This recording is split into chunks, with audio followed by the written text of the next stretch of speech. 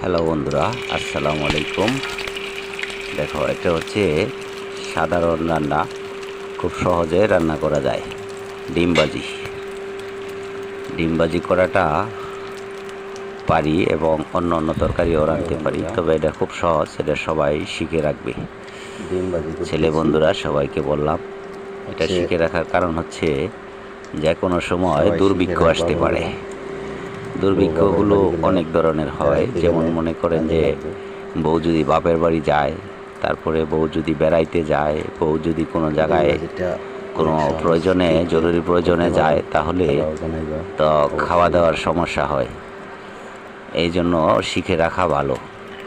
ডিমবাজিটা আমি নিজে করতে পারি, তাই করলাম। তোমরা বন্ধুরা কে কে ডিমবাজি পারো, সময় থাকলে কমেন্ট রেখে যেতে পারো।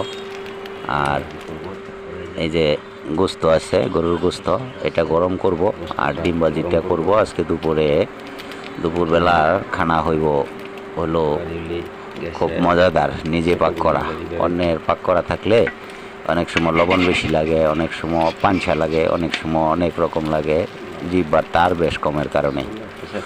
তো নিজের রান্না কিন্তু খুব মজা, খাইতে রান্না করে খাইলে খুব মজা লাগে, তাই আমি রান্না করে খাচ্ছি। দেখো, বউ গেছে বোনের বাড়ি বেড়াতে, বউ বাচ্চারা, আমি নিজে এই ডিমবাজিটা করলাম আর ওই তরকারিটা গরম করব, গোস্তের তরকারিটা, পরে দুপুরবেলা খেয়ে নেব। সন্ধ্যার সময় ভিডিওটা আপডেট দিব ইউটিউবে। এই যে আমি নিজেও আছি। সবাইকে আসসালাম।